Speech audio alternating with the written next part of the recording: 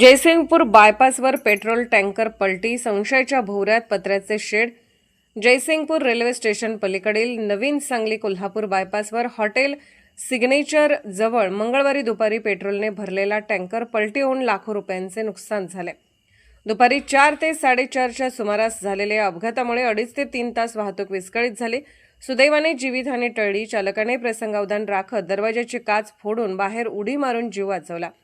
Jaysingpur police, महामार्ग police आणि अग्निशमन दलाने तातडीने घटनास्थळी धाव घेत वाहतूक बंद करून परिस्थिती नियंत्रणात आणली। 2 क्रेनच्या मदतीने टँकर हटवण्यात आला। प्राथमिक माहितीनुसार ओव्हरटेक करताना चालकाचा ताबा सुटल्याने टँकर चरीत जाऊन पलटी झाल्याचे सांगितले जात आहे।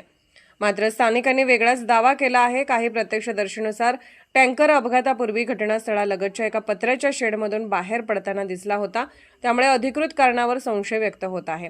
या शेडमध्ये नियमितपणे पेट्रोल डिझेल टँकरची ये-जा होत असल्याची चर्चा असून इंधन अफरातफर किंवा तस्करीचा संशय व्यक्त केला जात आहे। त्यामुळे संबंधित तेल कंपन्या, मिरज डेपो प्रशासन आणि स्थानिक पोलीस प्रशासनाने तातडीने चौकशी करून वस्तुस्थिती समोर आणावी अशी मागणी स्थानिकातून होत आहे। Bureau report SR news 24 Jaysingpur.